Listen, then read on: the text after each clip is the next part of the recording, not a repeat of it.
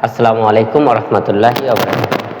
আমি আপনাদেরকে আজকে জেনারেল ম্যাথের 11.2 এর নৈর্ব্যক্তিক সম্পর্কে আলোচনা করব, খুবই শর্টকাটে যেন আমরা দ্রুত নৈর্ব্যক্তিক করতে পারি।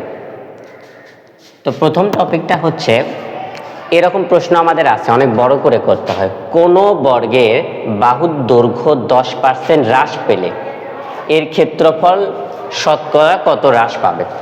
এরকম আয়তক্ষেত্র বা বর্গের যদি এরকম হ্রাস বা বৃদ্ধি পেলে ক্ষেত্রফল শতকরা কত হ্রাস বা বৃদ্ধি পাবে, এই ক্ষেত্রে শুধুমাত্র একটা সূত্র দিয়েই হবে। সূত্রটা কি? এ বি ভাগ 100। এটা কি হবে? মনে করবেন দুইটা বর্গের বাহুর দৈর্ঘ্য, আমরা আয়তক্ষেত্রের ক্ষেত্রফল কি জানি? দৈর্ঘ্য গুণন প্রস্থ। আর বর্গের ক্ষেত্রফল জানি কি? বাহু স্কয়ার, অর্থাৎ দুটা বাহু গুণ করতে হয়।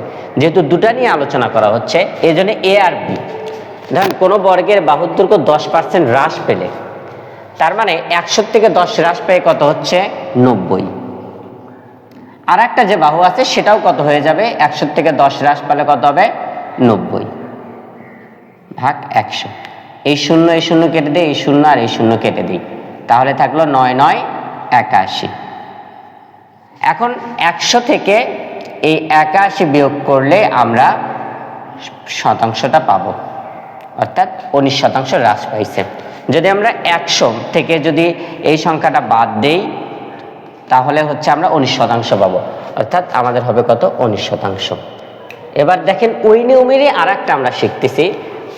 আমরা সূত্র তাহলে কোনো বর্গের বাহুর দৈর্ঘ্য 20% হ্রাস পেলে এর ক্ষেত্রফল কত শতকরা কত হ্রাস পাবে? ওই একই সূত্র, এ বি ভাগ কত হবে?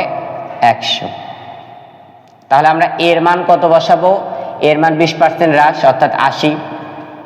20% হ্রাস আবারও, তার মানে 80 ভাগ কত হবে? 100। এই শূন্য এই শূন্য কেটে দিই, এই শূন্য শূন্য কেটে দিই, 8 8 কত হচ্ছে? 64। অর্থাৎ ক্ষেত্রফল আগে ছিল 100, এখন হয়ে গেছে কত? 64। তাহলে হ্রাস পাইছে, অর্থাৎ 100 থেকে আমরা কত বিয়োগ করব? 64, অর্থাৎ 36%। এই যে সি। ওই নিয়মেরই 3 নাম্বারটা আমরা শিখবো। একটি আয়তক্ষেত্রের দৈর্ঘ্য 10% বৃদ্ধি, প্রস্থ 10% বৃদ্ধি পেলে আয়তক্ষেত্রের ক্ষেত্রফল শতকরা কত বৃদ্ধি পাবে? ওই একই সূত্র, এ বি ভাগ কত হবে? 100। এবার 10% বৃদ্ধি পাচ্ছে, এই জন্য 110 হবে দৈর্ঘ্য। আবার প্রস্থ 10% বৃদ্ধি, তার মানে আবারও 110। আর এখানে থাকলো 100। এই শূন্য এই শূন্য কেটে দিই, এই শূন্য শূন্য কেটে দিই, 11 আর 11 গুণ করলে হয় 121। তাহলে বোঝাই যাচ্ছে আগে ছিল 100, এখন হয়েছে 121, অর্থাৎ 21% কি হয়েছে? বৃদ্ধি পাইছে।